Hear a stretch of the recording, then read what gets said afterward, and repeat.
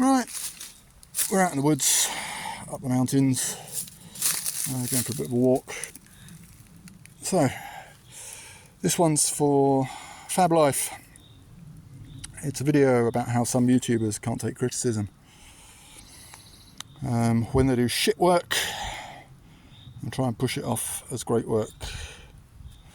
And when they can't take criticism in the comments, so they delete the comments. And where they can't take criticism from people tearing their work apart and they make copyright claims. Now I should thank you, Fab Life, because it's because of you that I made this channel. It's not just because of you, it's not just for you, it's not here just to target you.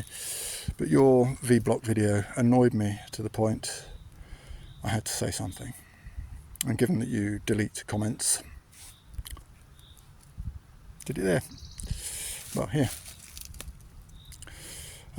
Your V-block video is dog shit. All of your work's terrible.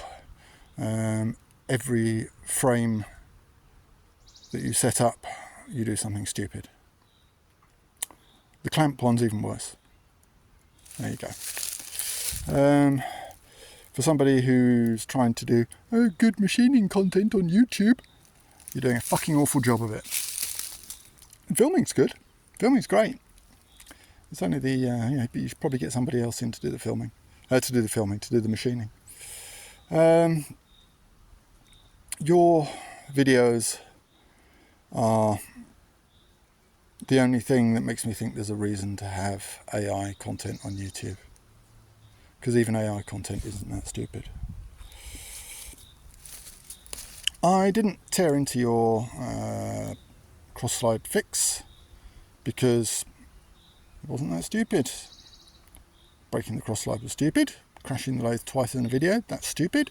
But your fix was alright. It was a bit long-winded, but there you go. I'd tear into your headstock video because there's an awful lot of stupid in there. But you'll just copyright claim me, so I'm going to do it here. Aren't I nice? So the bolts that hold the faceplate cover on, there's a hole in the faceplate that lets you get an Allen key through there. To take those off, you don't need to cut your Allen key in half. Factories are not stupid. Their stuff needs to be able to be put together as well as taken apart. So yeah, that's how that's done. I think somebody else has already told you about that one. Bending over the tab on the pulley washer. Well done. That was a particularly nice piece of work. Rather to do with being more occupied with setting up the camera than actually doing the job. Well done. At least you learnt for the second one, I guess. What else? What else did we get? Oh yeah, hitting the preload nut on the back of your lathe spindle. That was good, with a chisel, nonetheless. When I get machines in, and they've got marks, they've got witness marks on those nuts, on those cross nuts, from punches or from chisels, I know that the person who's had it before is an absolute fucking badger. So, well done, you're in that group. There is a tool to do it. Yeah, you said, I probably need the right tool for this. Yes, you do. It's called a C-spanner. They're very, very cheap. If you'd have broken that nut, you'd have had to make a new one, but you wouldn't be able to make a new one because your lathe would be out of action. And they're quite expensive and difficult to get hold of. Well, they're not that difficult to get hold of, but you'd need to measure it. And it's probably, I don't know what, 35 by 1.5 or 35 by 125, something like that. But yeah, you don't hit stuff like that with anything. You use a C-spanner.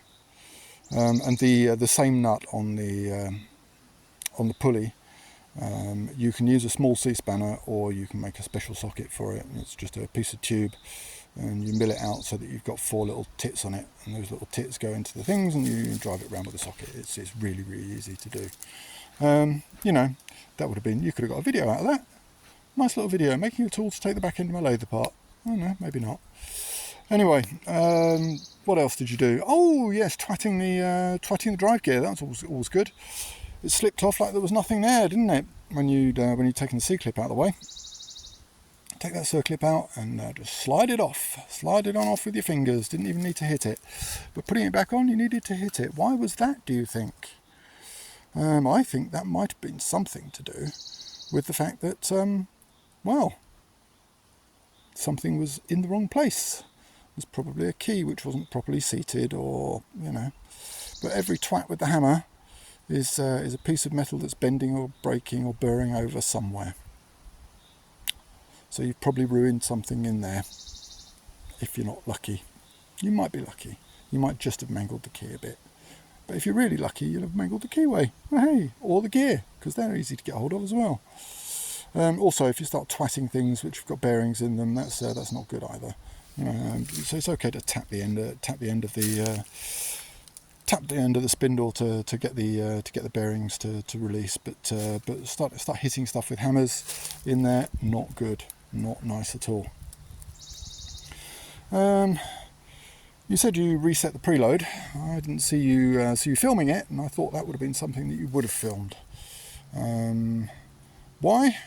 Well, because it's quite an involved task, isn't it? It's not just tighten it up. You need to measure end float. You need to measure your run out. You know, it's indicators and, you know, dial indicators on the end of your spindle, and, you know, bits of test bar in your spindle and pulling stuff around. It's all good stuff to film, but I didn't see you doing that. So my guess is that you tightened it up until it felt really tight, and then slackened it off a bit. And if that's what you did, well, you probably mangled your bearings a bit more than they already were. Not that they're probably in a terrible condition, because a fabulous condition, because of the state of your oil. There's lots of metal in there. Don't know where that's coming from. Probably the gears. I'm not going to tell you off for using the wrong weight of gear oil. It'll probably be all right. You don't use cork gaskets. Well, you can probably get away with it, but you really shouldn't be using cork gaskets on stuff like that. You want proper jointing paper. Jointing paper and grease should be all you need.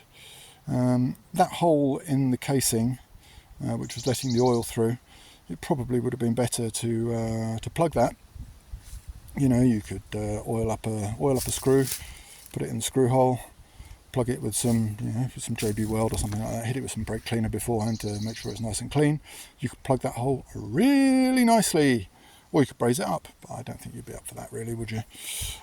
So yeah, that would have been good. It would have been much better than smearing a fuckload of silicone all over your shitty gasket and hoping that sort of magically does it at all. You could do some basic mechanicking.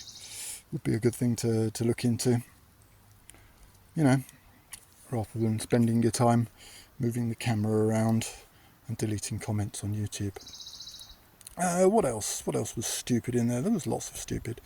The gasket for the top. Well, you know, cork would probably do the job, I guess. Again, jointing paper is the way to go. If you watch some of Double Boost's videos, they're really good. He'll show you how to make joints and gaskets. You don't need to use a laser cutter. Small ball peen hammer. That's all you need. But you know that doesn't let you get your sponsorship in, does it? Eh? Oh. And yeah, what are they? What are they called? Not sponsored links. Affiliate links. Yeah, didn't let you get your affiliate links in, because obviously you're so clear with your laser cutter that you do everything first on paper, and then you cut it out for real, and you've still got it wrong. Well done. Good on you, eh? Good machining content. Anyway, there you go. So this channel isn't just all about you. It was started about you, but it's not just all about you. That said, apart from Del Boy, who has none of the gear and none of the idea, I haven't found anybody particularly worse than you yet.